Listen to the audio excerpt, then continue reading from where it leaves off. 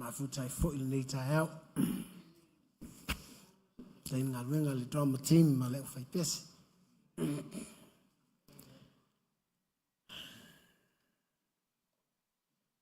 Sua lau tusi le matai o lona fai upue. Matai upue luas fulma lima. St. Matthew, chapter 25.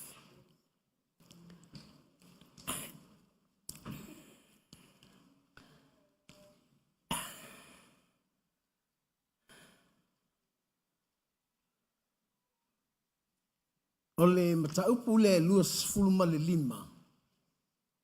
Lo tala no ai po lo o Yesu ile.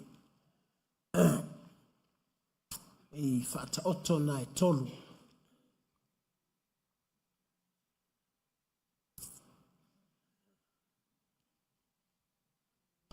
Ai ole pauni nai fai upue ai.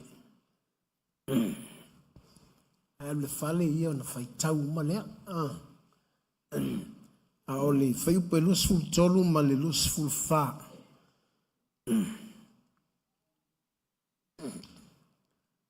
Fata oto mua ole.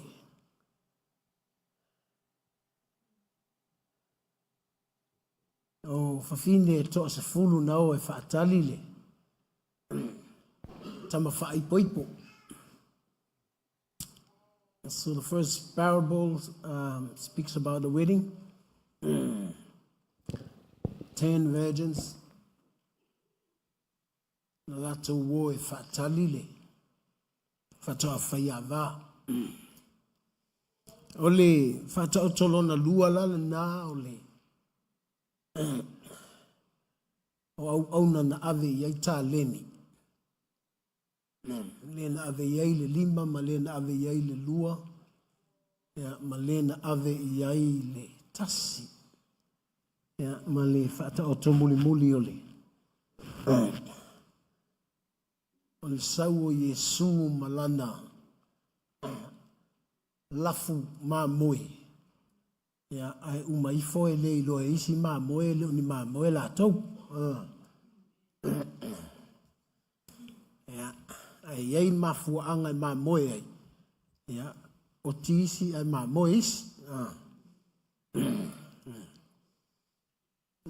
Aole fai upuna e luas fulu tolu e te tanga i ai tatu fai tau fatasi mana i ai fai upe luas fulu ma le tolu i am ona fai atu ai lea o lona ali i ati o le le ia le au na le ia ma le wha mao o e wha maoni i nai mei titi o tuto fia o e pule i mea tele i nā ulu fale mai ia i le fia o lo wali o sau fo i le o i aile ta leni e tasi. O whapea mai. Le li i. Na ou i loa o oe o le tangata whainita. O e sele i le mea e te le i lulu i lais. O e wha poto fo i le mea e te le i wha taa pepe i na ai mea. Whai lua lima. Ona o fefe ai mea. O ou al watu.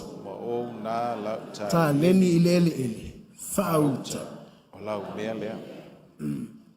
O te fia tana noa ia te oe i se tama i fuai tau whapea o oe ma le fia o loua li. O oe ma le fia o loua li. You and the happiness of your Lord. You and the joy of your master. O oe mali oli o lou matai. O manai alale a matanga ale drama team i la latou play le. Ona. Talo fai a Saulo.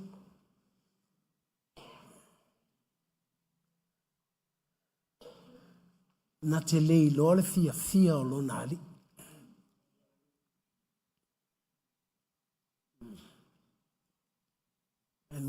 missed the joy of his God. He missed everything.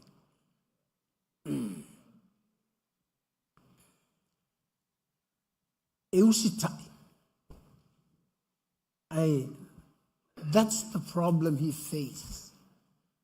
O le whaafita uli lea e whaasanga I ai Saulo.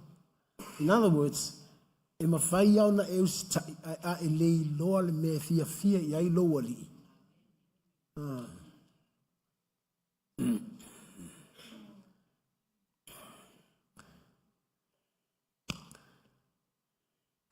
Christianity is not the life of showing off. Leo langa Kirisiano, leo seo langa whaalialia. Pai mai le tala Yesu, e le ni o le lalolangi o tau. Le winga le tala Yesu, o le tangata o le langi, e sau e whaasanga I le lalolangi.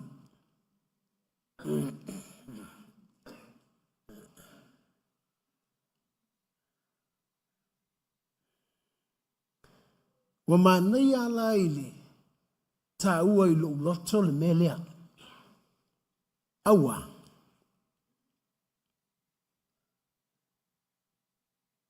Nai loa ele tasi.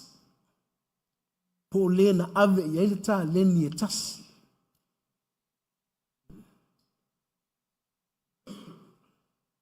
O le mele na ova ai ele tasi. Po le na ave ele ta leni e tasi. Wa mua na te lei loa lo nali.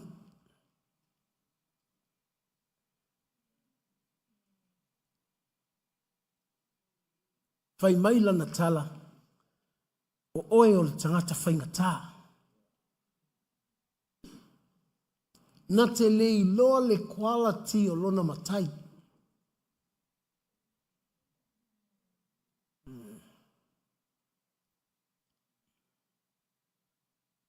Ele iu si tai le Saulo ona o le atua. Na usi tai Saulo ona o mea tangata.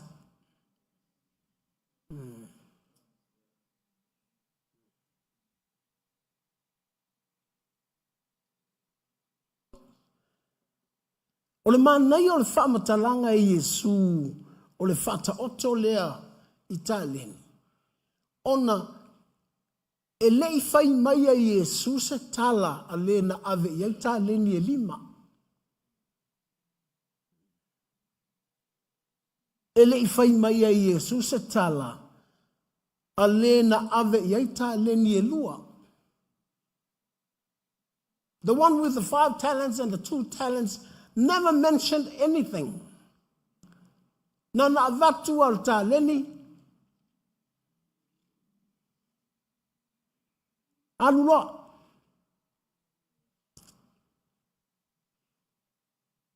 Aina sau no lo Yesu le tāleni etas. O ulangona lo ilo uanganga. The man with 5 talents, he went through those tough times.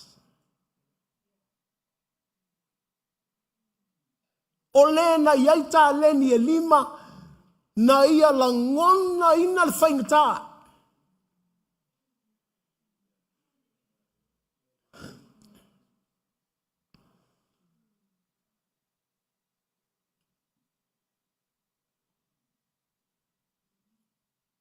O le na iai tāleni e lua, na ia langona ina le whaingata.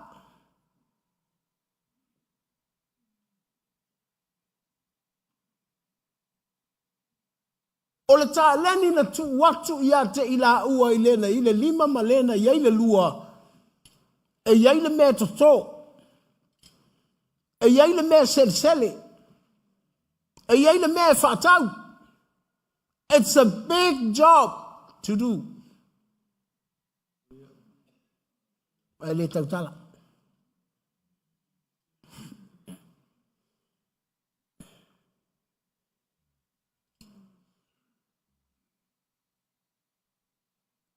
Au au te whasili whai au ia. E tasi tāleni a tautala I ngutu.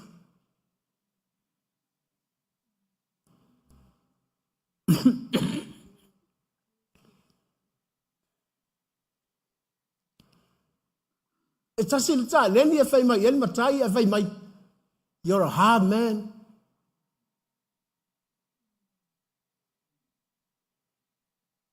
What do you think? I planted, I reap, but you stay at your office. And there you come and see. What's wrong with you, Mr. Master?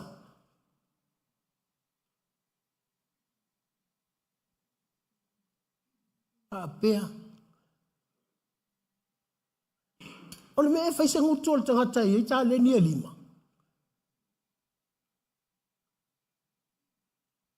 O le mea se mea mauafua le isi lima.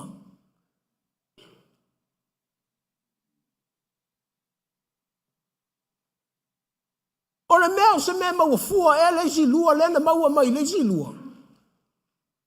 Awa nao le tasi a. Ai matua i veve la le mea.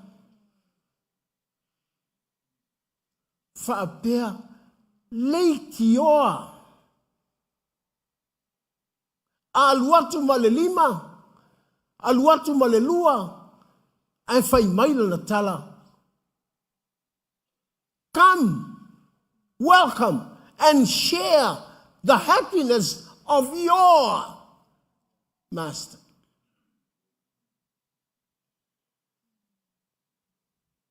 Whaanga easy translations le upu, celebrate.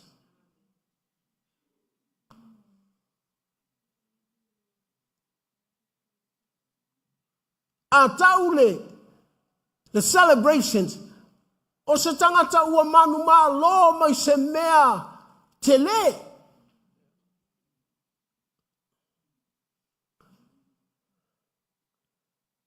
A fai mai le matai. Ulu fale mai le fia o lo wari. Ua lua tu ma se manu ma lo i se mea na te lei mawhaia. Awana mawhaia.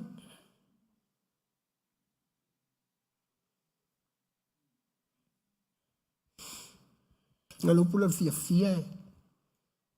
Tu whatasel tu spa ia ma lo pula le oli joy. Happiness.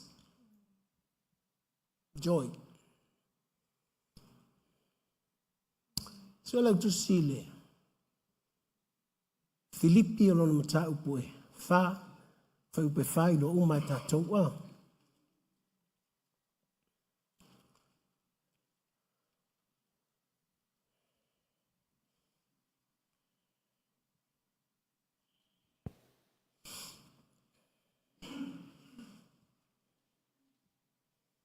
Fa upe fa. Mata upe fa. Ia o tō oli le li I au o le au noa. O te toi whai atu. Ia o tō oli. Ia I lolo o tō ang malu. E tangata o malau. Whamai le tala Paulo. I le whai unga ole. O le tusi lea Paulo ia Filipi. Ia o tō oli lea li. Au o le au noa. O te toe whai atu. Ia o tau oli leli.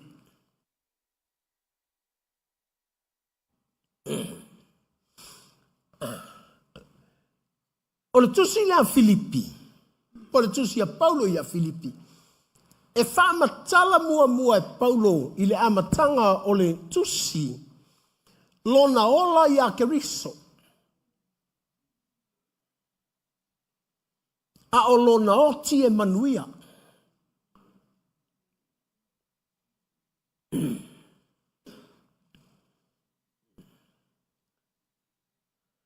Alana o na o ia e malama I ni mele.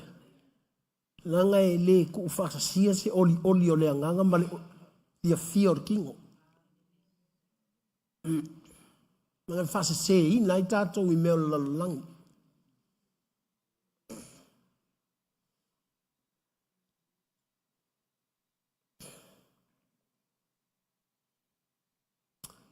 E o tu le mata upu e lua.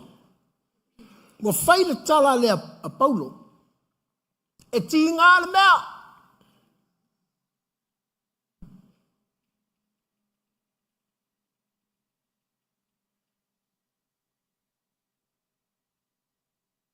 And if there is anyone that has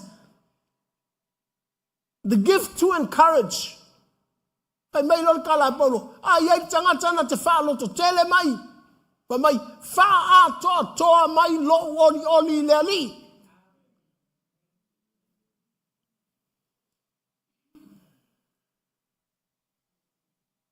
Ai lor tala lea Paulo, oli le ali. Awale unoa, o te toe whai atu, i au tau oli le ali.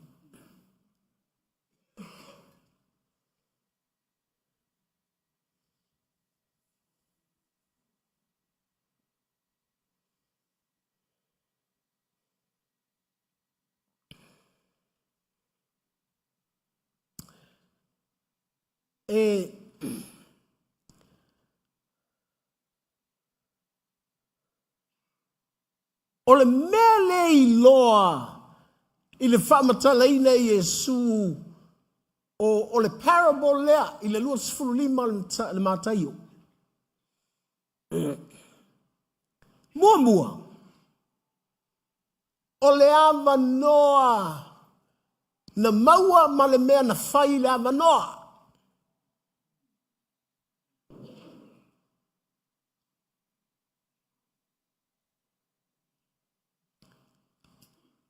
Leanga o whawhine umai se fulu na o e whatalile whatoa whaiawa.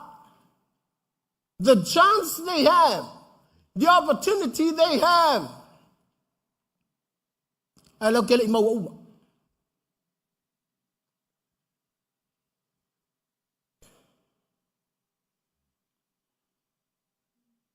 Lātou tele I maua uma.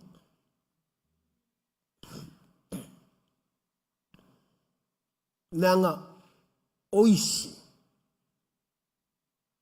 Na lātou wō. Olo lātou loto atoa. Le tangata lai sau. Na lātou wō. Po le a le taimi e sau ai. They are ready, whatever time the groom comes. Po le ala kai me sau ai. Le fato a vaiava. Sa unia fakat.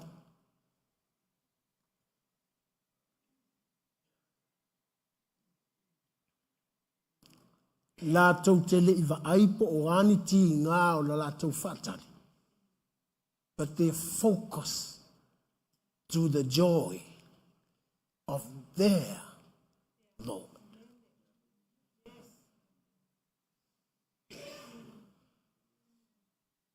O leisi vai.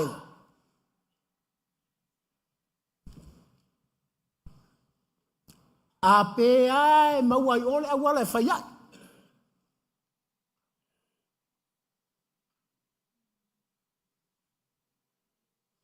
Te iwa alu ba se nei whangu suau te lea e wawe maile.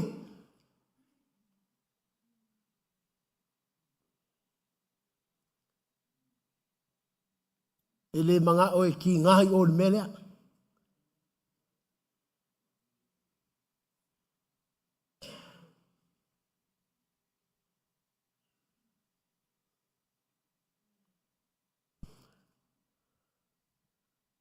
E fio mai Iesu. Ai le iloa ka kolkai.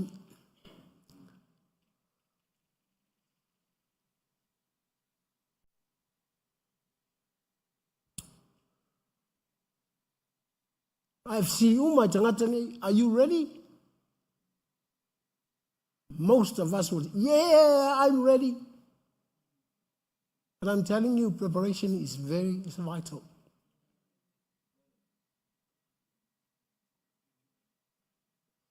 Lang fo itele iloa metup. Ma na ia ana po. E te ia wa usu maltai au e wharotunga e tau. Ape I.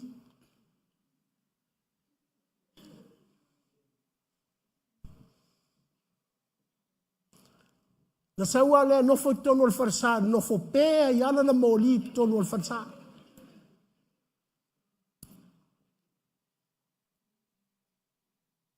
A fa sepa te fa meia. Pupula i luma.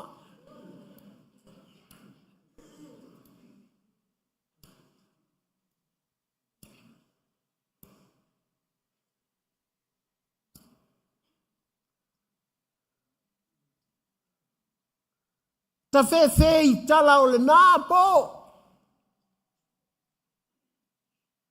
Awa ana wha pēr la tau tei lola taimi e sa wail whatoa whaiawa. O e alu le nāwa ia so o ura le vaenga lea te lela to suau.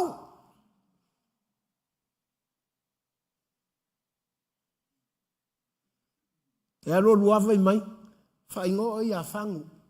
Ea, ti ngā ana i loe wawino, il whatoa whaiawa e sa ua manga mauwhang.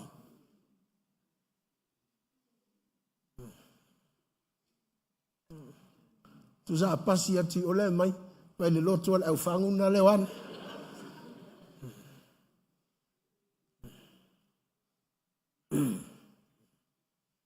Ua te ia i le vai atu, ua pēa ne ale mōli.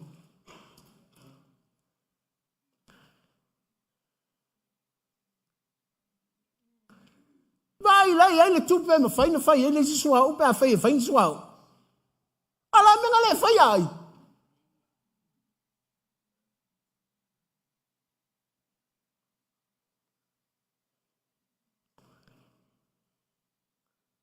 Peina na saua e fatali. E ilor fato a vaiava. Ai le masangiai. Ua fa longora al kali al fako a vaiava. Ke le ilo oi. O sole, e sa mamao le fa kali ali e fai mai le ilo.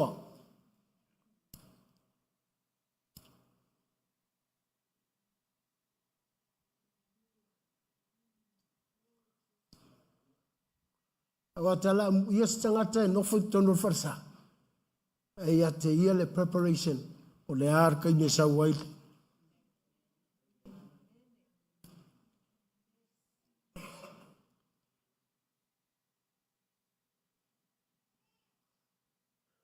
Ya ai mana ia le. Nanga le tātou te le lalolangi, e le ni o le lalolangi tātou. E te fiu e wha le langi le lalolangi. E lalolangi a le lalolangi.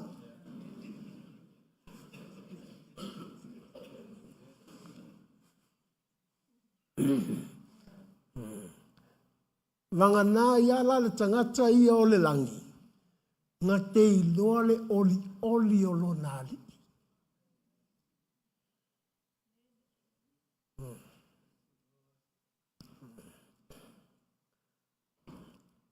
Lea laua waa iatu ilona matai. Fai mai lana tala. O lana vaai ilona matai. Na te whatinga ina ia.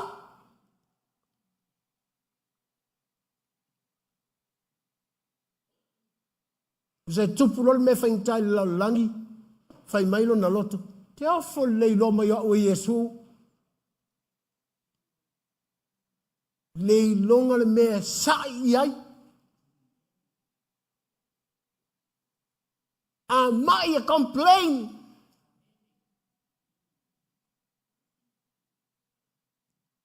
A whalonga tata maiti. Le atua. Whena sila iai au le. Pea atu i.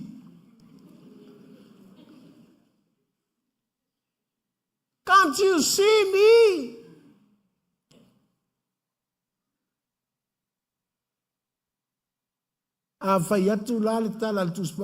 Nothing is impossible with God. I don't believe that.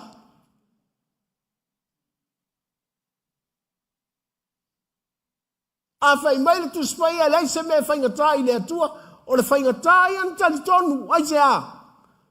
Tu ai fefe al tinga.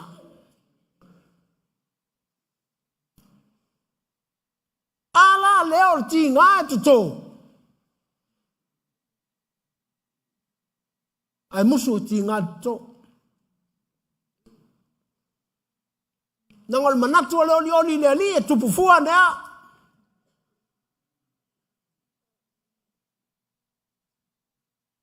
Ol manatu ole oli le li nan te tala tu al kapoti e to ulu mai lalu ta le miwa.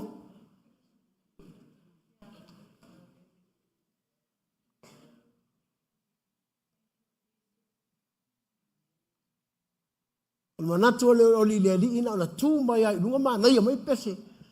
Ele iloa. A ola so lulu, a ola so to na ia ola so. Vai mai. Fa pea o ke le o fai pese le fai ngakari.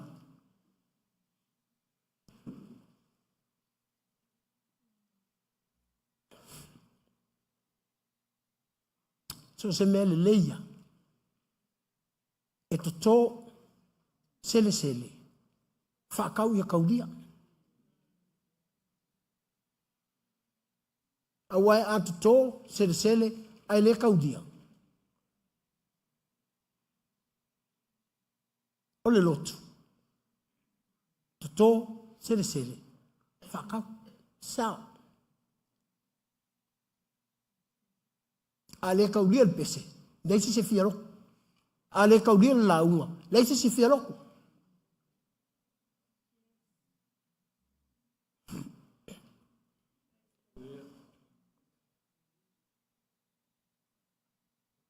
Foi mana tanga to. Oh, the anointing. Mga ole o ko meki de me. No. Plant, reap, and sow. If you want to serve God, there's something that you have to plant.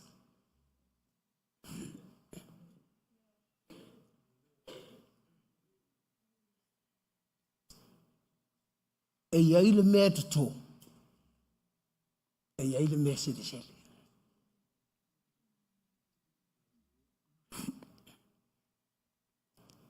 Mea ngai ala inga o mai ma pese. O pese o umang koko.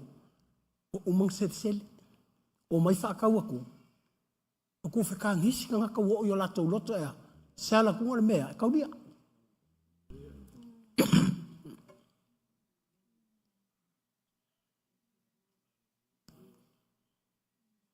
A whainga ele siva palafu. Ele kaulia. A whaile ai tema ele i tōle le inga. Ele i sele le inga. Sala ko ele kaulia. Be very careful, Christians. Wa levanga yel kuspa ia. Ele ka alo asa isi ia.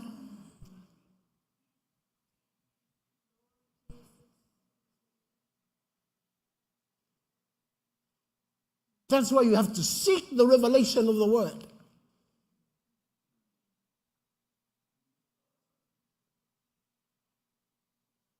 Ele ngal fai kau arkus pa ia. E te whaapa ui luma o lea tua. E ko i ngalo whaku ngā. Nai mo moele ka le sia alai. Ko kulile. Nai ta whawhau le ka le sia. Alai ko kulile 𝚘𝚘𝚙𝚢𝚑. Lai ko ko!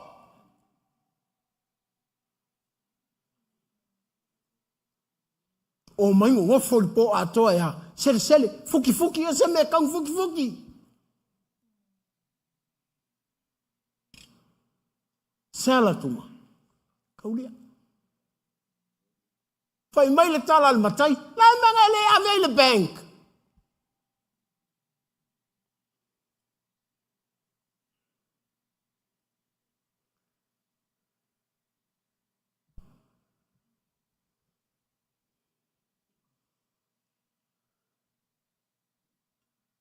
e ki saua maua mai le whaasiringa.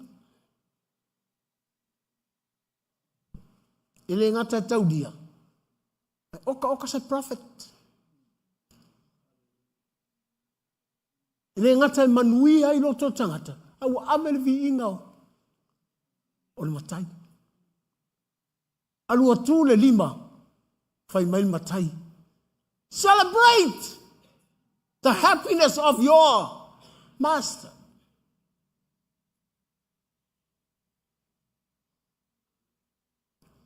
Leo le fia le wonga.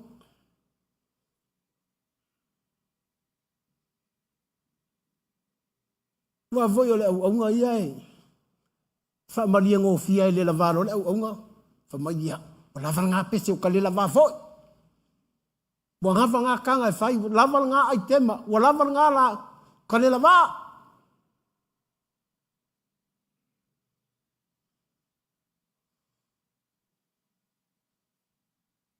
La tu fa men matai. Amal bank. Ele extra, ele profit.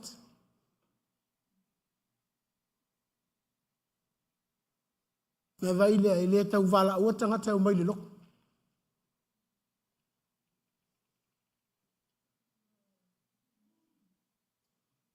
O le loko le ai, o le maola. Oh, I want to listen. I want to see. Mangui ai lo loko. E luako te talo le fa malolonga e malolo ma le mai sa mo. E luako te talo le fa malolonga e malolo o ska dia ma ka ngata ma. Ai je, kaulia.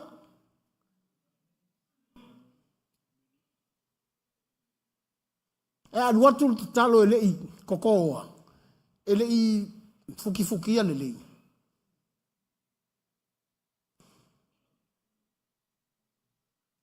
Sa wol mele kaulia. I oila afia sa.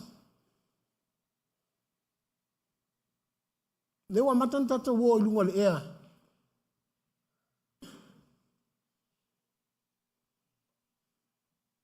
That's where a lot of false prophets.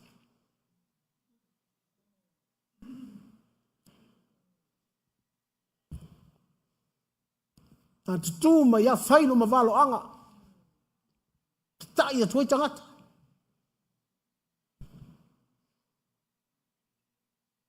E te iloi. So se profeta ele tau wana valo anga. Ana fai kau kusi mai anga ilo lea. Ele kau ai ai afoa. E tau ai yoki. Afta ile li o leo tatau il whenga ingfo.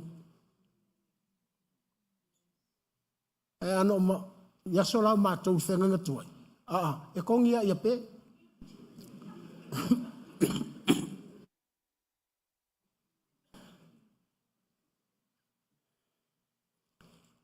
Nangor ta ua I o le mea lea. Nana tu watua I le lima o le ta leni. I loa e le lima ta leni lona matai.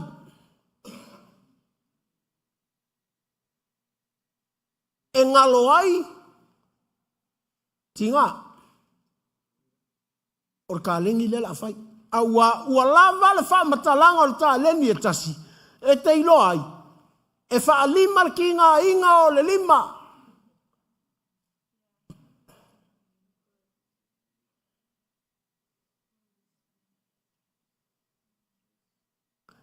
Nau wha pēr lea. I wish I have the heart of the one who has the 5 talents. I wish I have the heart of the one who has the 2 talents.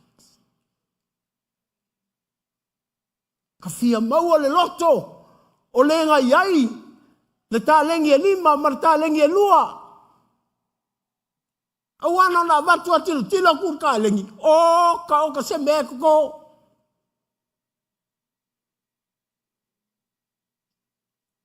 Maybe he counts le umi o le kaimi e whai ai. Awa whaina tūr tā leni ai. Ai anu matai. Sau matai. Ele koa. Ele sele. Ele whakaua. Awa pe tau sanga a koa i ka lengi lea.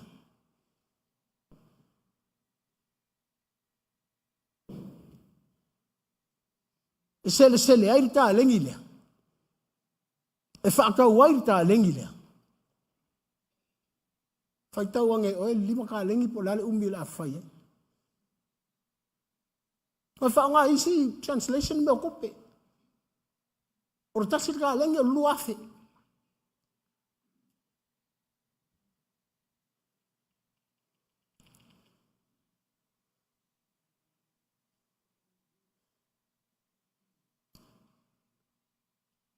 A le mele na fia I loa e le lima ta leni.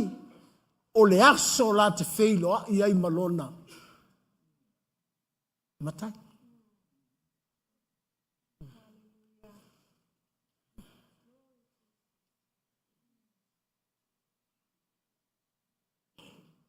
Nana toto ai.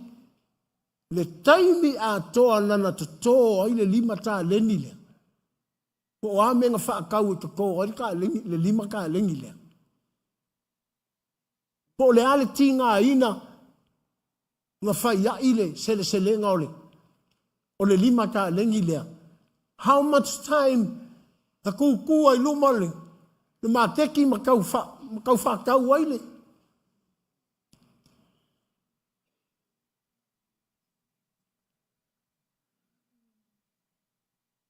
Ahe ina ua alu atu le matai. Whai mai le kala le makai. Celebrate!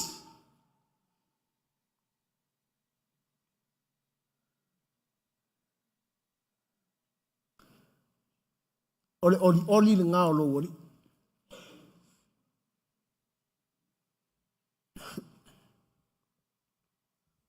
Ai lori tala Paulo.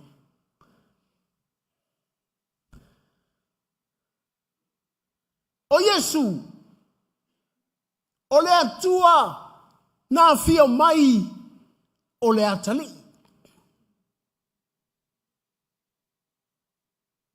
Fai mai o le oli sa i ona luma.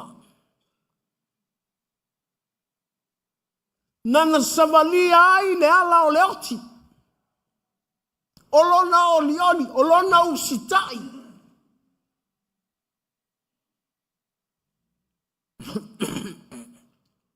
No ai le tala a Paulo. O le ala le mea kupu. Ua whaea e lona tama. Aisea, langa I loa e lea kali I le oli o longa. Tama. Nana ono sa I ai. E alu le sa taulo. Mai ua whaea le tama. O le oli lea. E le oli e maua I ore taiminga whaka a uru atu ai. O le oli nga whaakingo.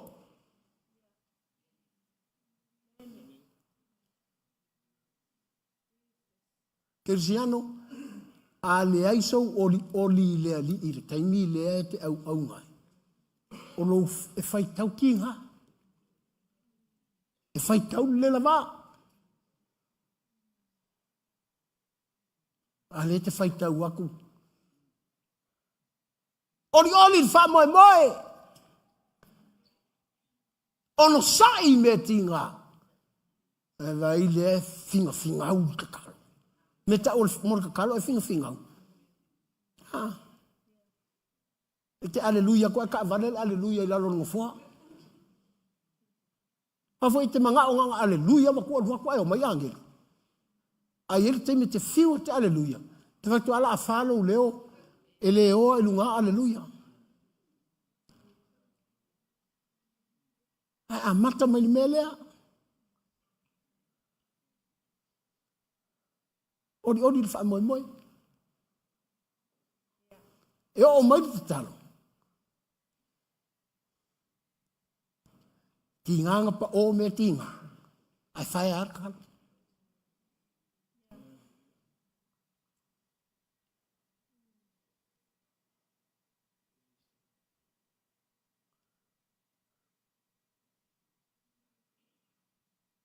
Te leva ai te mitinga. Ai ke va ai aku le prophet. O le taingi talo. Parongo kulole u fai mai Paulo. My life is Christ.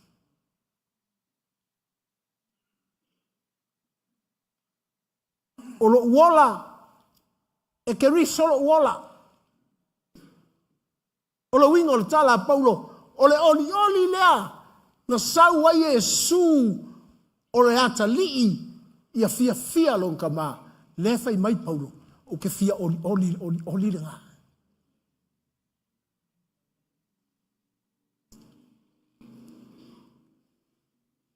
ke ulu aku. Oka.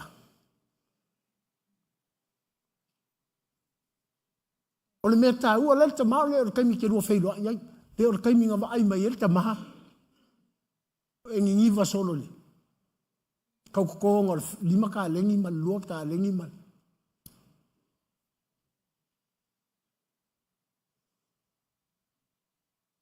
Mata tuai meo. Ta longa vo ilea. O te loho i whaitau o ta vai na mea. Ngal maa ngai ia ngalo umar ki ngā kaimi lenga. Ngā se o kolengi ei, o kolengi valu i kūlai laso. E ngalo umar ki ngā pe a. Wa e kua kau maripingi au lori.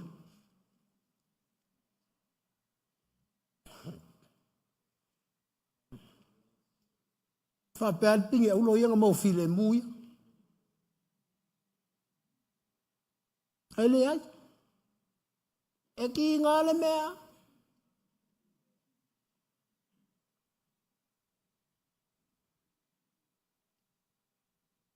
Le atua. O mai le atua, e ke mawhaia.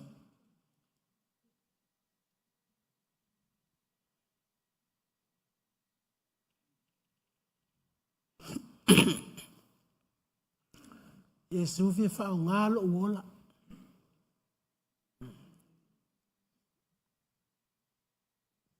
Whao ngai lea. Fie whao ngai drama team. Le umianga sau ia so lulu masko nga ia fa mai. Oh, excuse me, pastor. I'm not available.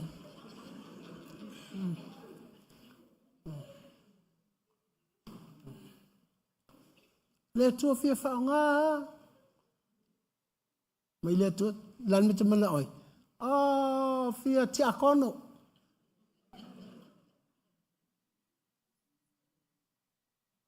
Le umianga fai fongo so ma fai fongo vatu. Patonga kono ai le tia.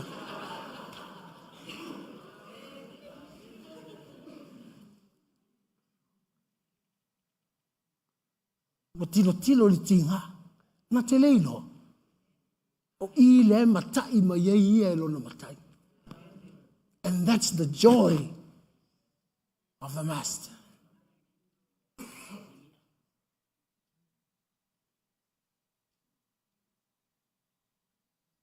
Lo vala winner pese.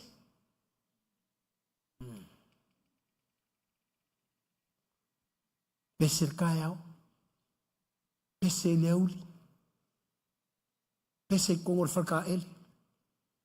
Well, il tangata matou next door I sa moe. E pese.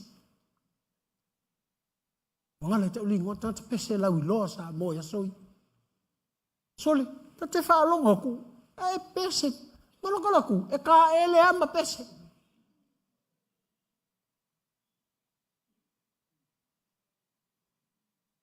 Whapea.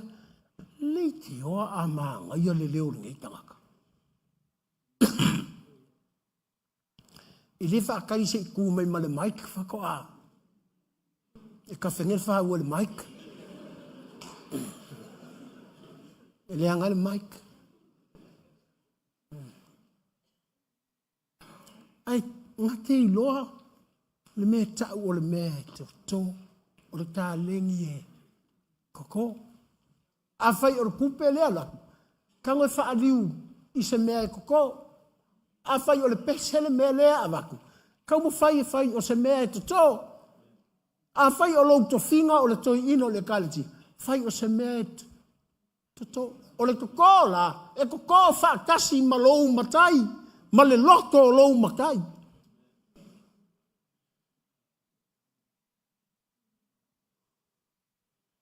Aua e alua sela. E malo avai vai. E alua fiu.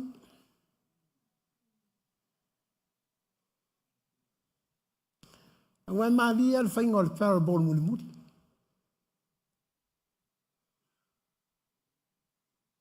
Whai mai. Wo mai e su mana angelu. Wha poto loa.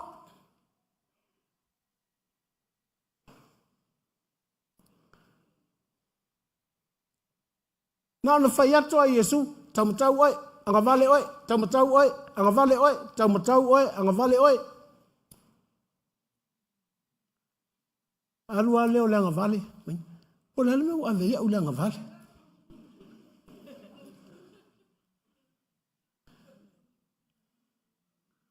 Alai tūla na uolai o le taumatau matalo talo mai.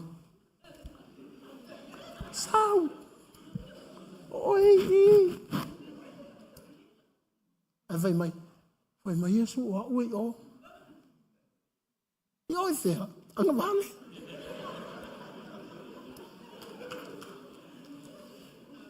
Alai vai mai. Au ta uata te pita i luma ta tō lotu.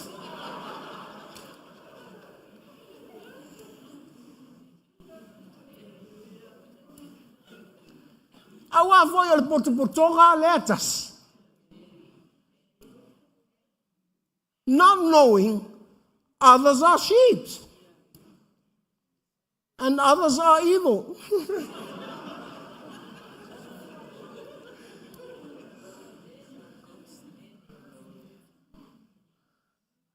Whaapea.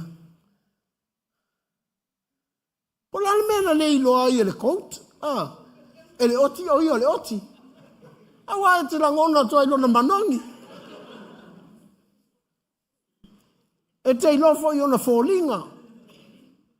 Le se senga o le maa moe. Ma le oti. Ia lela ua no fole ua nga vale ma tilo ma lau tau matau. Wa peso le lela ua mawasa o ata hatou i.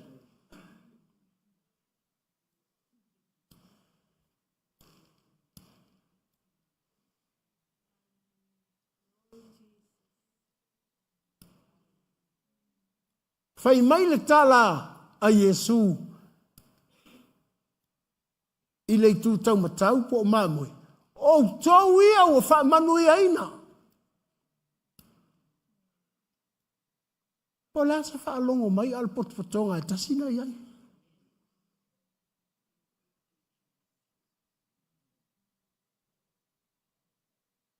O lea ta ua i ole. Tātou ilo. Tātou te mafuta whaatasia. Asa o le tala lisfa. Ai arakanga kai lako ai.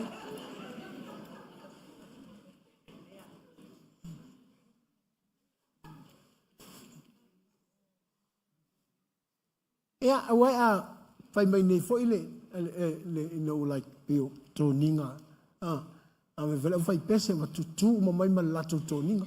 Ta te vai atu. O le potopotonga e tasi. E talo whai le aso. E whai mai ai. Anga vale, taumatau. Anga vale, taumatau.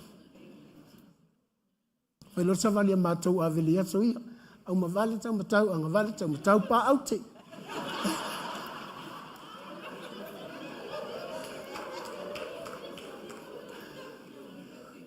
O le lopo o whea au ia.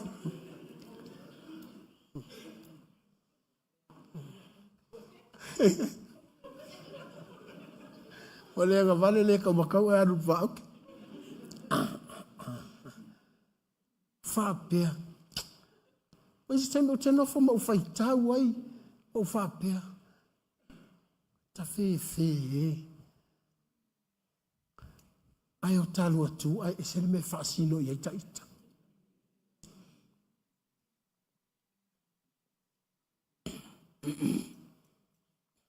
Ang tango talu tu spa i atolo i wafu. Whapea o te taumatau. No, I want to help you to be a kaumakau every day.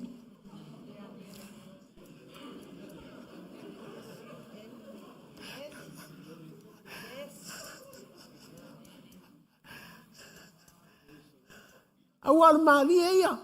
E o ai le vaenga le taumatau. Lato te le lopo le almele u whamanuia mai ai la tau.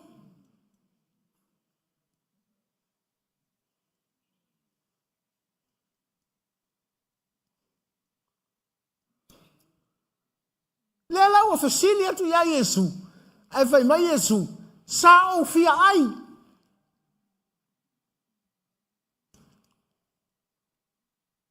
ai na tau te tō. O lau tau whawhanga ina wau. O lau tau te tō ina lea. Sa au fia inu.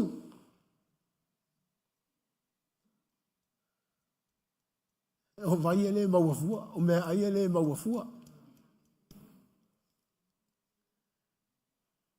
Sa whai au matangata ese.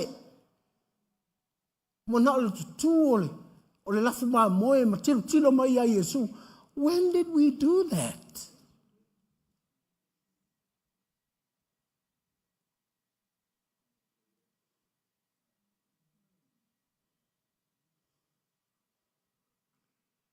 Ai whai mai Yesu.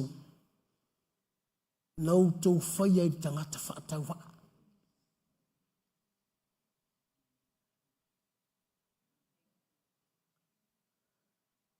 Oi whaalongo le whai ngor tala le tasi. Na whai ilona ali. O oe o tangata whai ngaka mua. O oe o tangata aifua.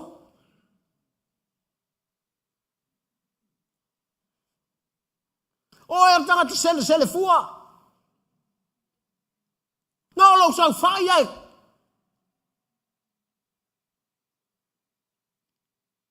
Ara kala le whai. Ara tasi. E whai ilona matai.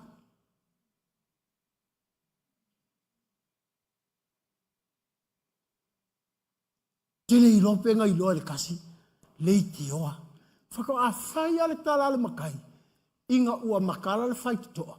Aluaku kongur ka lengi lima. Marita lengi lua. Whakao a whai le kala. Come and share the happiness of your master. Come and celebrate the joy of your Lord.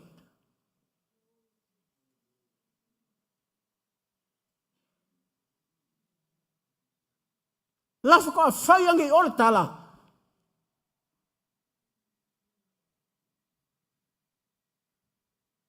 Ar taiminga nga oa i e whawhanga e matitiva, whaingu e fia whaingu. Si ia i lunga tangata whaatau waa. I whainga le loko. Le potopotonga Yesu.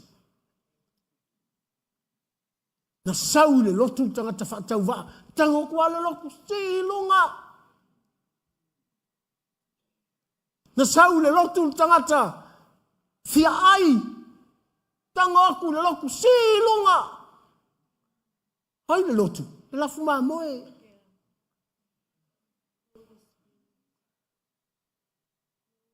Na fia hingo. Pese mele au fai pese alu walo kua malia le loko. Fai mai. O sau whaangoa ngoa ni nge Yesu sa. Se nga kihi kua le maaola. O whaalunga kua manguia lo uloto. Ya pese ka.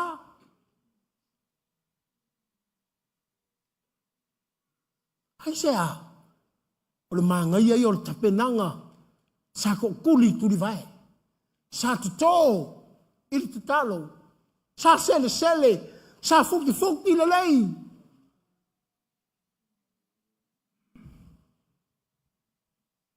Te sau lau sessions o umanga whai.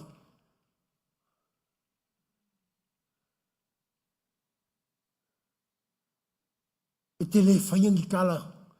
Kou te loa o le la wā. Kou ti ngā. Whainga tālanga ruenga le atua.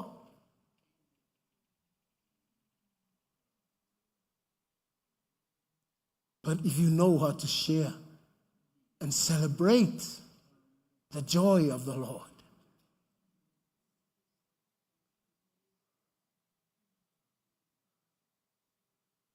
whaalong hoku ilo wala uinga.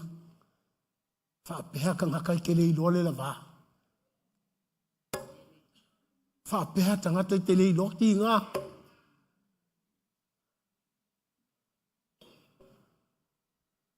Ai le whaitaua. Hai sea. Nanga every day of your life, you celebrate the joy of the Lord. Whairo tala ngā Paulo, Filipi, Aloalii le li, kai miuma, e leo noa, o te toi whai aku, Aloalii.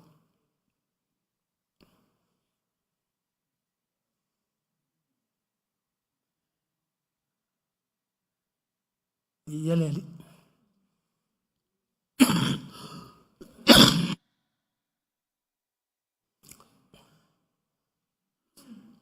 No, es yo la kusile. Ele salamu e.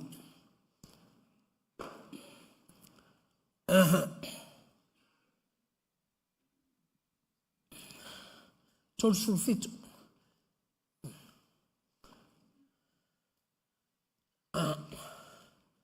Fai upefa. Ia e whiwhia lava oe ia Iova. On fo ina le ia ia te oe o mea manao ia ilu loto. Ia.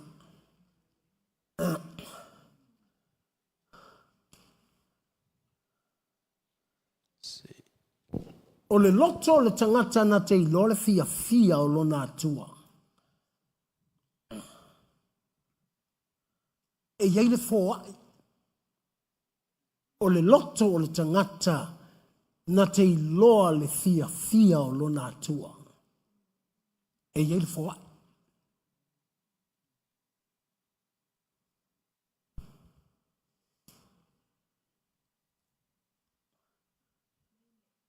O le fōai. O lona manao lea, ua manao i le manao o lona atua.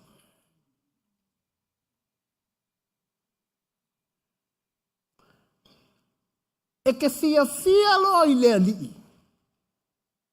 E mo i loa lau fia i lea lii. O le fōai e tu e lea tua i lou loto. O le fōai o le manao lea tua ua whai mau manao.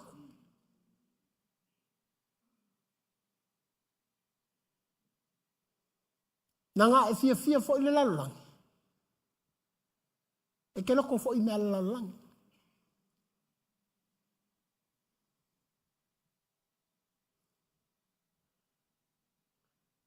A e fia ngei le fia o lea lii. O le mangao le ika tonu ia te oe. O le loto o lea lii.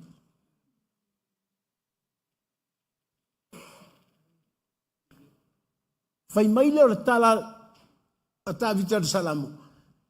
A e fia ia Iehova. E fōa inga i Iehova ia te oe, mea e manao ia i lou loto. O Iehova ia te oe, o Iehova i lou fia la iai. O le mangao lou atua. O i lea e. E se le maa ngai o le melo ka ngaka fia i lea li. E le se sengi mea ke mangao iai. E te le fia lo i lea li. Nga o mea valea mea te mangao iai. Nga o mea kau whaasea mea te mangao iai. Nga o mea na te whaatupu maa seinga mea te mangao iai.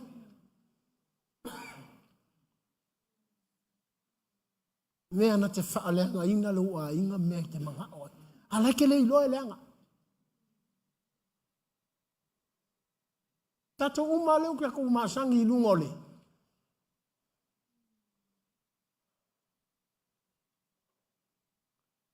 O penga te whainanki. Kamaka foi ka ike maka whaapea. How come o ingi ka ngaka ingi ko ai ngā mea?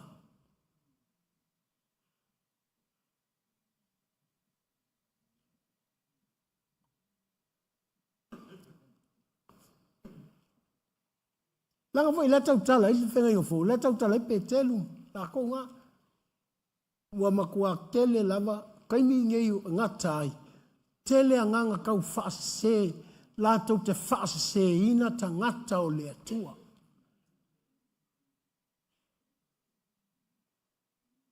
I re kau whaase inga langi o la se.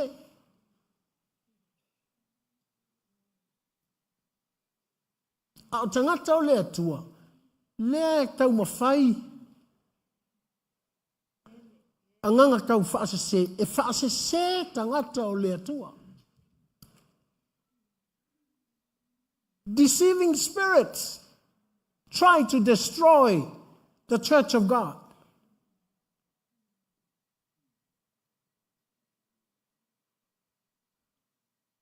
Whawhewhenga sao mai le tau whaasese.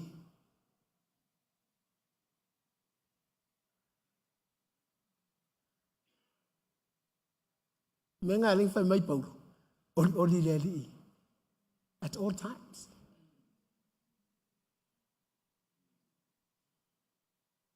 Ngai ke oli loi le li. Ke fia loi le li. Ngā vaile o manga o lala. Sau o manga o le li.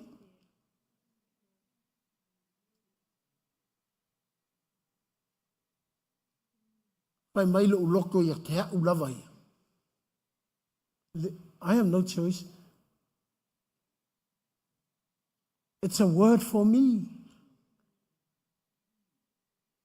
I have to rejoice in the Lord. Always. Always. Aisha. O kere manga o ke savali. Isa savali nga o kere manga o.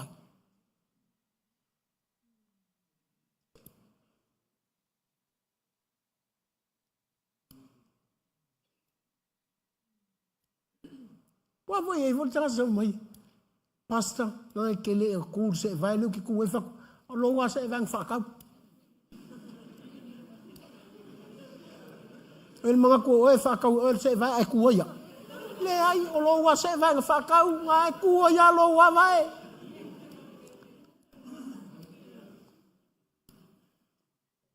A feite le mala malama I lo wali, malonga oli lo wali.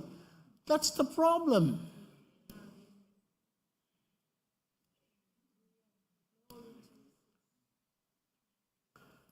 Isa, e mawhai ngau sa wali ki ngā. Ke le vai si ki ngā, o te wai mang malo le atua.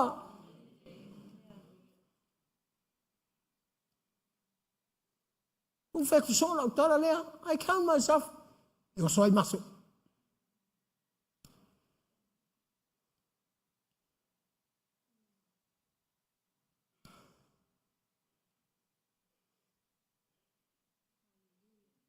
E o soai maso.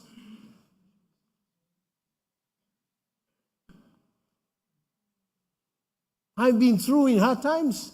I was on a deathbed.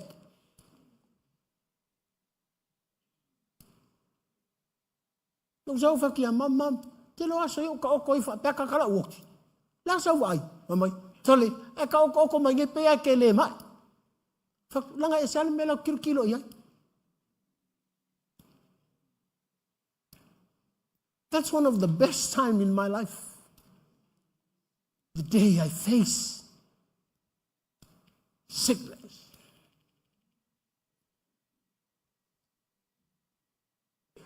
Te lai koe fiule me oso mai. Iwa kia.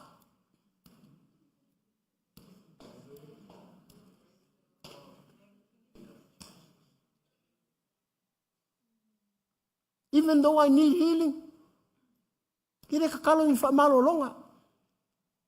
E oso ai maso. Wa ki ele fusi o Yesu.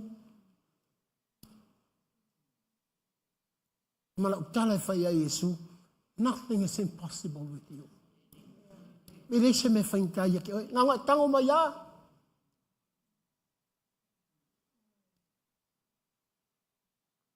E sia me kolengi a Yesu ang kamaa.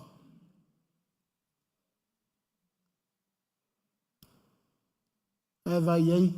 Leise aposkolo le fasiokia.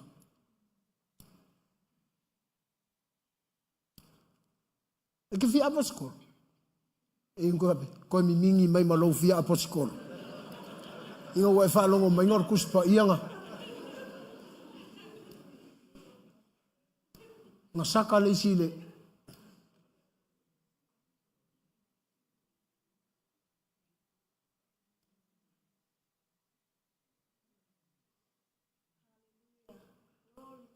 Hallelujah. Ne voi lea. E le whai ngō whia ia kia unga ou. Whaakofiinga le ka le ali mini apostolo mangi perfeka mangi. The 5 ministry o kofi o Yesu. Ele kufanga ni mepe kufanga kusa e lengi lo.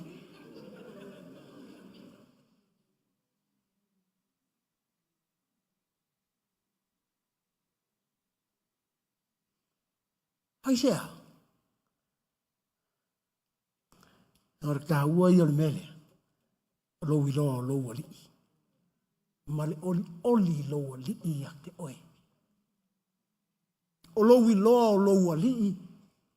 Male fia o lo wali i a te oe. Lea la ua va ai aku la tasi lo ngali.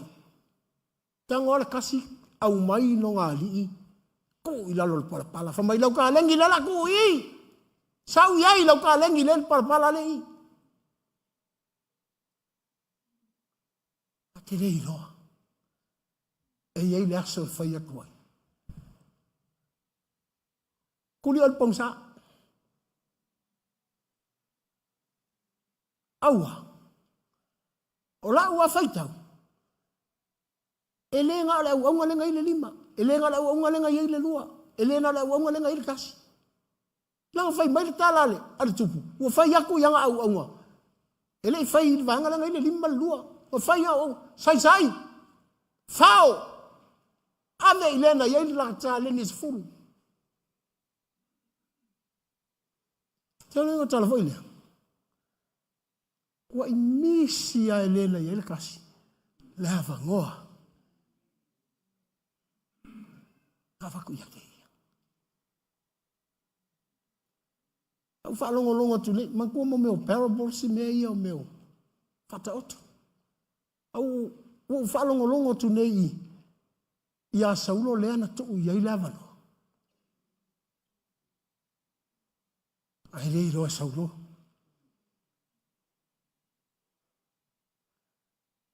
Lavanoa lea. Ai sa, wa lewa ai saulo i le maka utia o lo ngali. Au wa ai saulo i lo ngā maka utia. Tangolo a mai lo ngali. Whakukusa malonga ka mai. Maka ukia. Whakoa, kia ia saulo inga ua whai aku, ia tangata o lea kua. O sa sae lea kua le malo.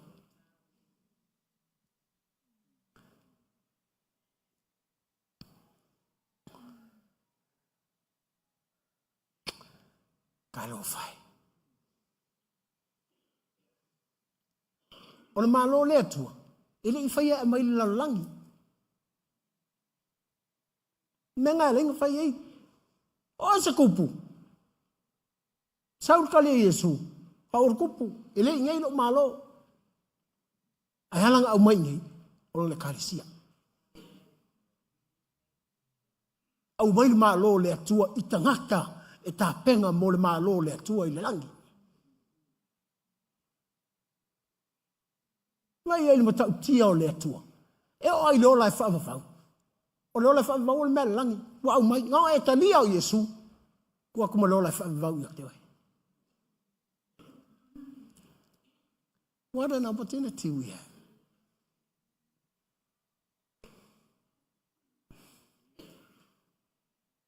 E te malama lo i lo wali. E ngofo fua le fili. Ka vale alonga whaka. Wa fefe. Ngai te i lo wali. E te le whaamatanga i lo wali. E te le ku inga i lo wali. Nana tu mai au le 5 ta leni. Ele iwa ai le 5 ka leni pe vele a fea le vau. Pe koko a fea. Pe whaakau a fea. Pau ale menga mga o iai. Lena i le 5 ta leni ma le 2 ta leni. Po le aso. O te haruaku ai ma o whai atu. Mea lenga o maua i le menga e au mai.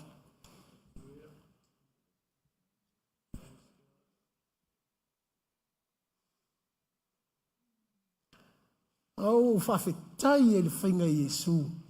O le whata o tole nei. Whai mai le uloto. Tau lia tama matutua. Kau lia whakama vai vai. Kau lia tama e maua mea. Kau lia fo kama kau le mafai se me ngati kasia.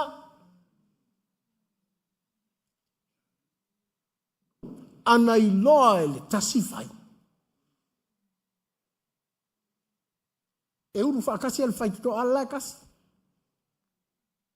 Aga se fai to as tangata e rewa pe number 1 lea, o number 2 lale, a number 5 lale. Le kati al fai to anga. Le tu mai el makai, mafai mai. Welcome.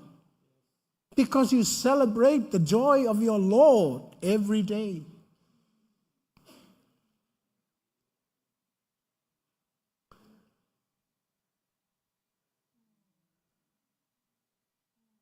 Amen. Melana, e masang kavita mele. Fai mai lo leo kavita, fia oe. Fia ileli. Ai sia, o kavita le kau dia lako ai.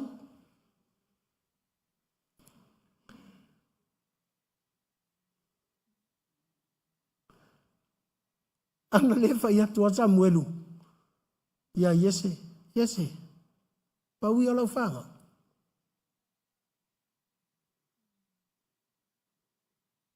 E le fai mai yese. E inga iau ka mai pi onga lai.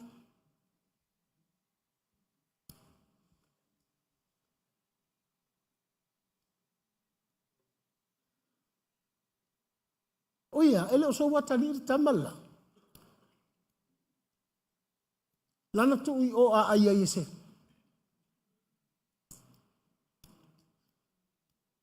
Allo ma moele tu a yese tamai titi tu I el tamatua. Nenga la inga le aveio se fampengia minga ori la fuma like ku yela woli la le penga ma. Ai o mai yese ngofo yese ma ku ka vika o.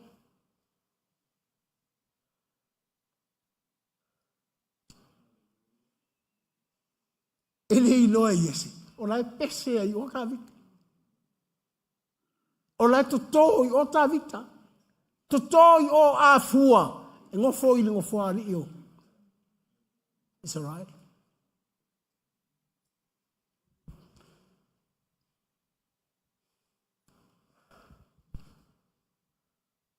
Vai tu I tala elu. Tole.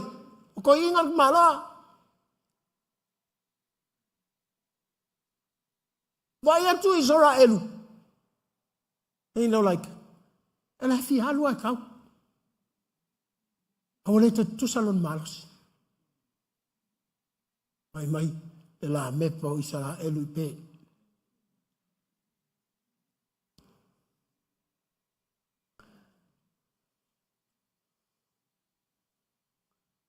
Fi kala. Po ai ale isara elu maso I fea. Ama isara pe lor la mepa le o kavika. Pe umagako. Aja. Olonga lokto lea. Fia o I Jehova. Ai vai le manga o e faia le tua I lolo.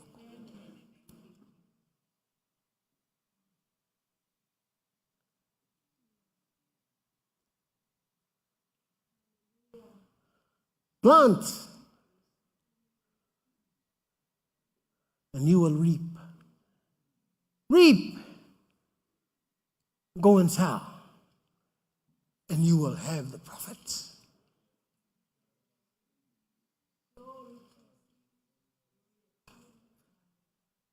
Se le no nofo lau whanau le lei. Koko.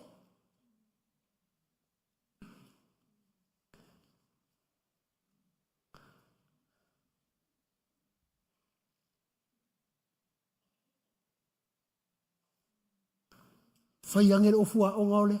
Fai angel ofua o ngau lea. E te le moe le lei. That's tō. A o et tō. Le sila mai lo wali. A lai te fai atu I le atua. I want to celebrate you. In good times and bad times. Kai mi whainga tā ai lau whanau. Kai mi ngala iti ai. Kai mi kau leisa kupe. It's a day of launching. E ringa o ka maiti lai ko. Lai ko tō koi malou loko lea.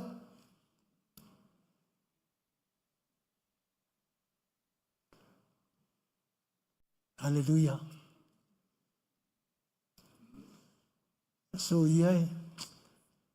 Mà phải bồi bóng á, mà mình mang ngô phôi li. Reflect. Ko ngir ka vale ma ko ai. Uma elu suka lai ai vai asu. Kang ke fongi viri malo ki nga KUKI. Se me ke ma le ai.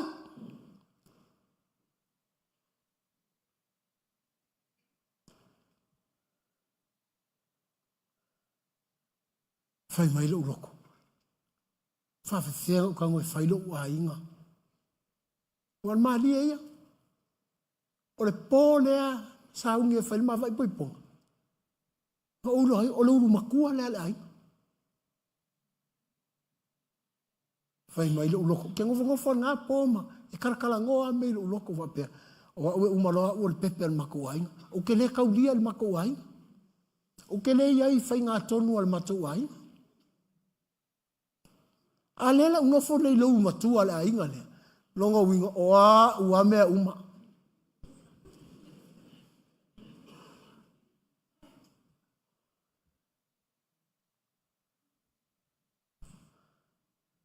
Unofo ale na poma uma fau. U fapea. Sole. Longa winga la. Ele la kiki ka penganga wa. O sauro a makal melon makiva. A mailo loko. A uma faia le makiva.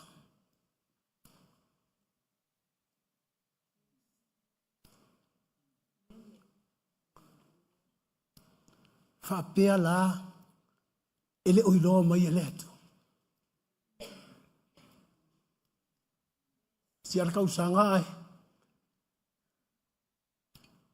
O vili lo ki ngā. Sanga ke vili mai ai. Fa kau no fale. Ke le ingofa se fale rent kan ngau tau New Zealand.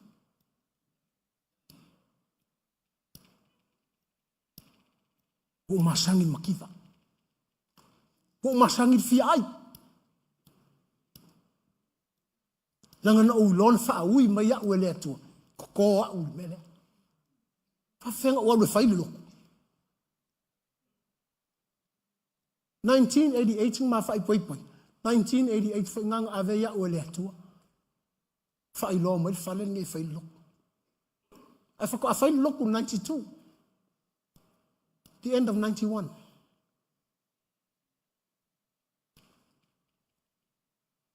ne su mai tu si o ke le ya so yo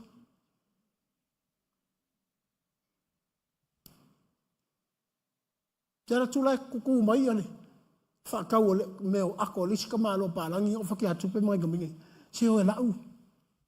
E o mai. O umanga le sika na palangi ngalo. Ele ia se senge kasi.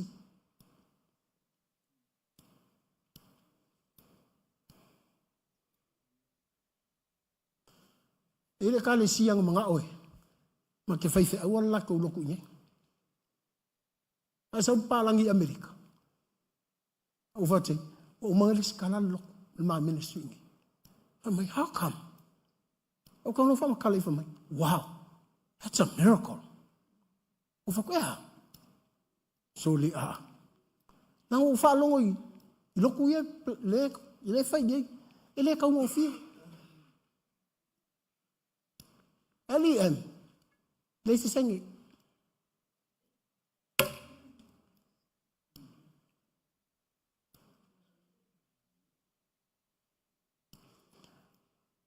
E mua mga ole tua to oi.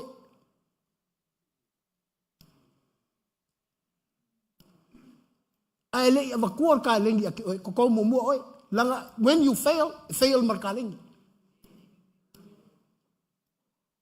Ai le va kuar. Se wala awinga ia te oe. Ka tō mua oe. Ai sea, ai whea le whea malo wala awinga.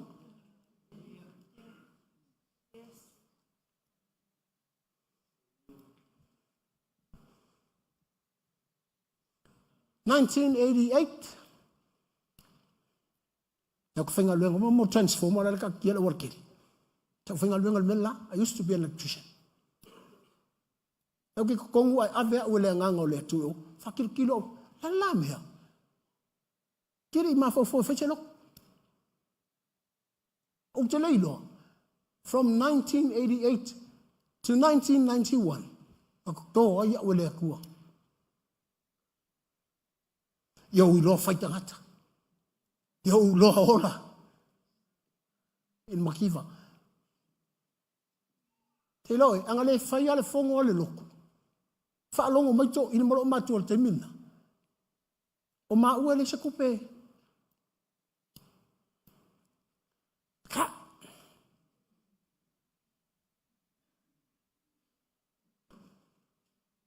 Kere whalangarau se kupe loko. E unga kere kupe loko leilo ulima. Masangi lang koko. Whamaila na tala ile tasi. Anga e toto. E ke sele sele. Anga e sele sele. E te anu e whakau. Anga e whakau. Oro fikin mea.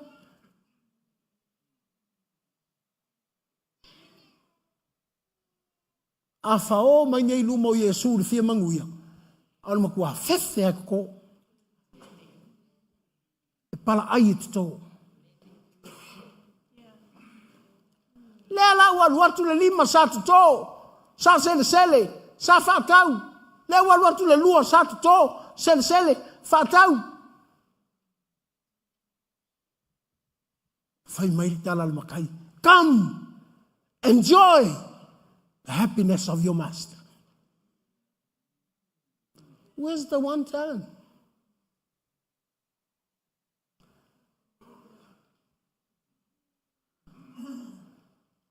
Kurifafo.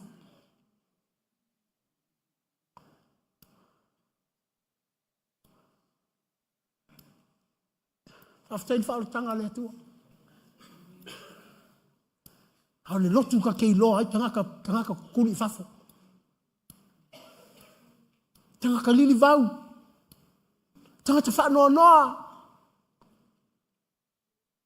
Tanga ta wha mativa. Ele maki kiva ai wha makiva inga.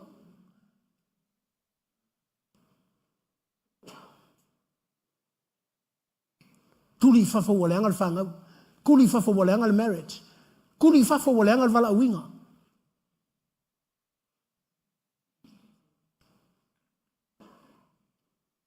After ia lofa le toi ate oe. Mo wala ngoi fonga le fionga le toi. E lofa le toi ate oe. O ni fa oe matanga lili fa. O ni fa oe matanga fa no no. Ai fa oe matanga to sele sele fa ka.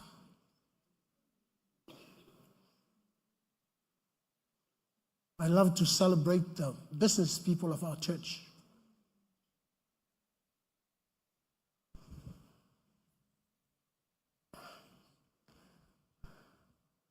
Wa e fesili la fai pisinisi ta ko lo. E almea. Ka cerca la fai pisinisi. Quale moe alme le we. Sa o moe fa sa o ali fai pisinisi. Alme le we. E moe le si maka, ala le si maka.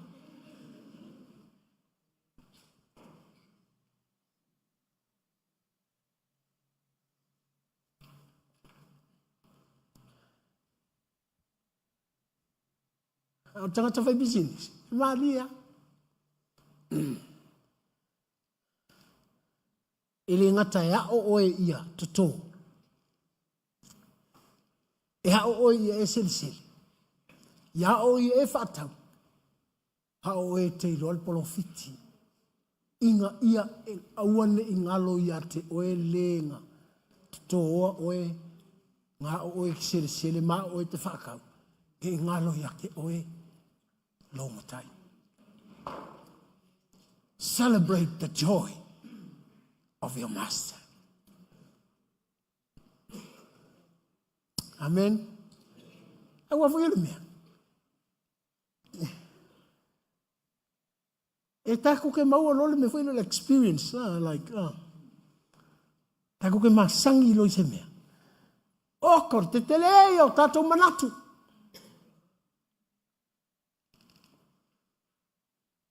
Church, ele whaia mei o kai ko mangatu. Whai mei whakua. Te maula o tala le Romans fulua. Aungi i whaasiri te mangatu. Nango le me whai le level o whakua. Au mai e le atua i ate oe. E le whai ai loa whakua. E whai le level o whakua a mai i ate oe i le lofu tū loa. E whatua tua na mafutanga lata. Yesu.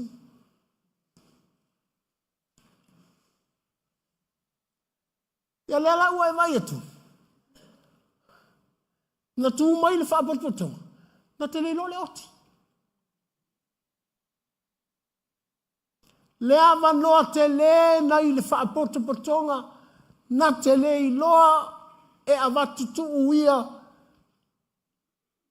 Whaapea.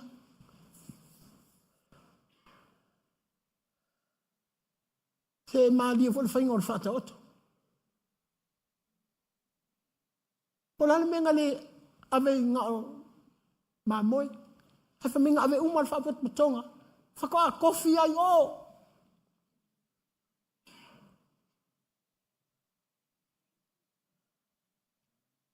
Apea awe kamahai. Pea o ka ita lea. Lea se si whainga koe whai.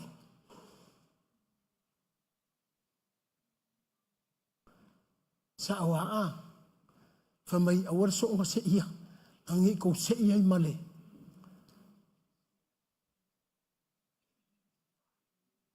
Whamai se apea vele se lorti tani mai awa. Nei ko se ia. Marsaiko. E ia le aso. No whapele. What a chance for the kikangia. Kua lewang kukumar, saiko a ele. Po fai ele saiko. Kikalia. Ku uia lau fia kenge mamafa. Saua saito. O ia ele ai. La foi kumar kikangia mai. Saiko foi lea. Mai. Leo tige leo, sai ko malo, e se ko vai. E lei loi la solea. Fato a te ia il fai atu. O le tu tau matau. O le tu tau nga vale. Vai atu le titania. O makua mamao mai ai o saito. Anga le tu ai o le mei ai oti. E lei loa fo i le lafu o kila ai.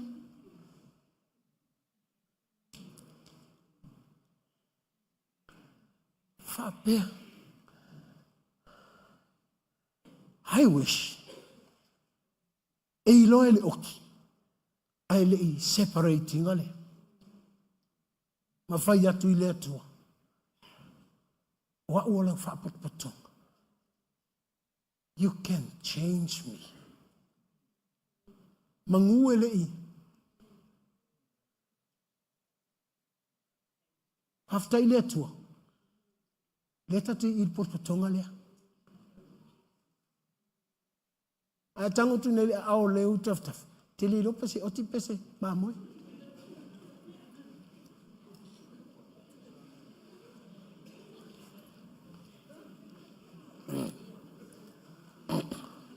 Ala ua fai maltina. Ma kua leva kelen kang. Ua fau kele i loo e se oki.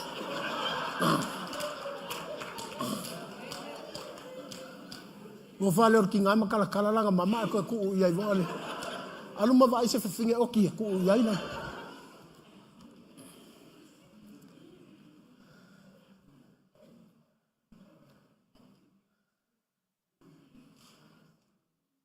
Ia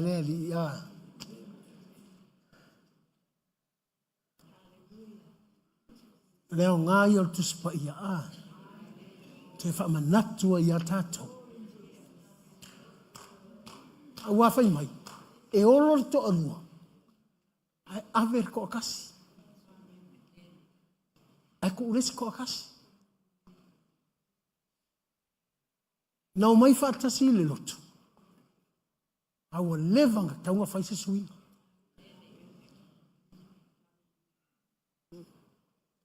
E whai atula le tina. Tina, oli leli. Awa koe oli mai a kea. Oli leli.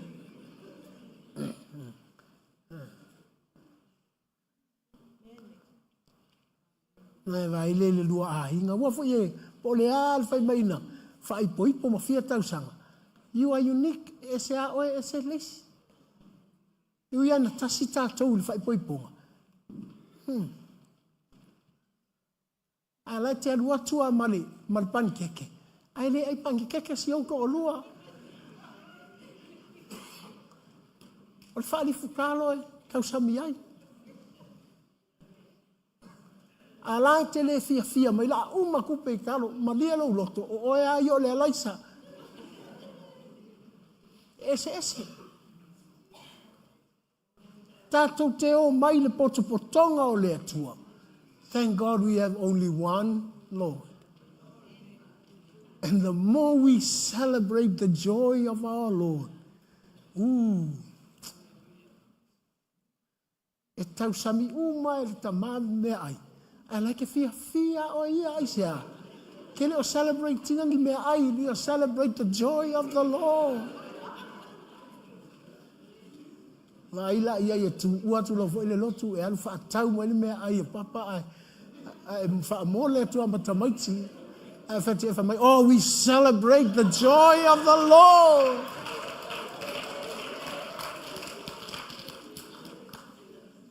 Are we busy?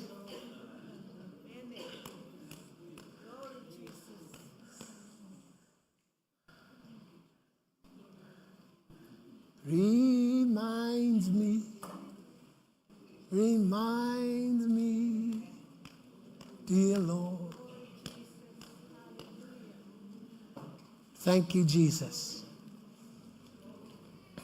O le vala au lai whapea. E te alala mea ilono fua. Tuli.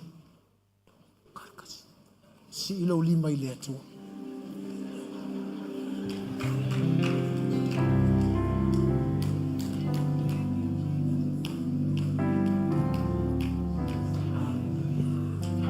Tango a lea oe si ilo lima pe popolo fatafata mai fai atu i le atua.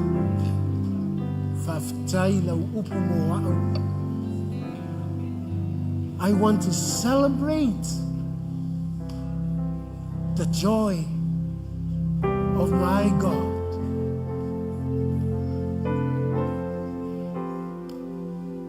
Father, we thank you for today.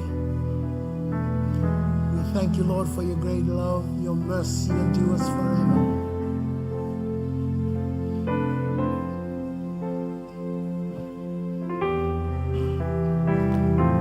As we open our hearts to you, Lord Jesus, Father, we thank you for your love. As we go through life, whatever pain,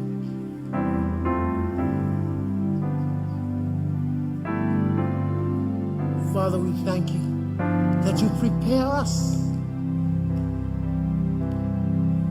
After Yesu eternal fire matter.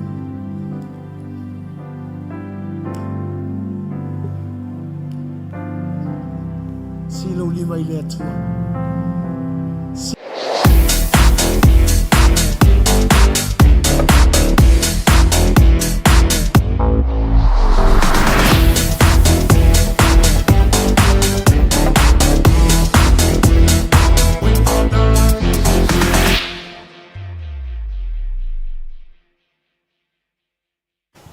Hey sis, where are you going? Oh, I'm just heading out to find a place to send money to my uncle in Samoa. Oh, why waste time and petrol? You can use UP Group Money.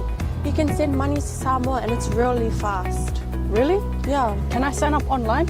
Yeah, it's really simple. Sweet, I'll do it now. Okay, bye. Bye. Sending money to your loved ones in Samoa has never been easier with UP Group Money Transfer. Our service allows you to transfer money quickly and securely from the comfort of your home or anywhere in New Zealand. Your family and friends can conveniently pick up the money from over 40 villages across the Polu and 𝚟𝚑𝚍. No matter where they are, we've got you covered. Our user-friendly online platform makes sending money a breeze. Just visit www.upgroupmoney.com. Sign up and start sending money in minutes. We're here to help. If you have any questions or need assistance with signing up or sending money, please don't hesitate to contact our friendly support team at 09558 2896 or 0800 877 328, or visit us in the office at 6/22 Station Road, Ōtahuhu, Auckland 1062. Experience the ease and reliability of UP Group Money Transfer today. Your family and friends in Samoa are just a few clicks away from receiving your support. Visit www.upgroupmoney.com now to get started. Hey, is it true that your company can help us save money for our trip to Samoa? Yes, that's right. With UP Group Money's partnership with Vodafone Samoa 𝚘𝚘𝚢𝚘, you can save money while you're still in New Zealand. You'll need to register with UP Group Money to receive a Vodafone SIM. Once you have your Vodafone Samoa SIM, you can start sending money to yourself through your UP Group Money account to your 𝚘𝚘𝚢𝚘 account. You can only withdraw your savings when you're in Samoa. Oh, that sounds great and straightforward. Can I do my registration online? Yes, you can register for UP Group Money online. However, if you need assistance, you can come into our office and we'll help you out. For 𝚘𝚘𝚢𝚘, you'll need to visit our office to register and collect your Vodafone Samoa SIM. UP Group Money, in partnership with Vodafone Samoa 𝚘𝚘𝚢𝚘, offers you a unique way to save for your trip to Samoa while you're still in New Zealand. Here's how it works. First, register with UP Group Money. You can do this online or visit our office for assistance. Second, receive your Vodafone Samoa SIM. To complete your 𝚘𝚘𝚢𝚘 registration, you'll need to visit our office. And lastly, start saving. Use your UP Group Money account to send money to your 𝚘𝚘𝚢𝚘 account. The best part, you can only withdraw your savings once you're in Samoa, ensuring you have funds ready for your trip. Wow, that sounds really convenient. I can't wait to start saving. Exactly. So why wait? Visit our website to register with UP Group Money today, or stop by our office for any assistance. Make your trip to Samoa even more enjoyable with our hassle-free savings plan.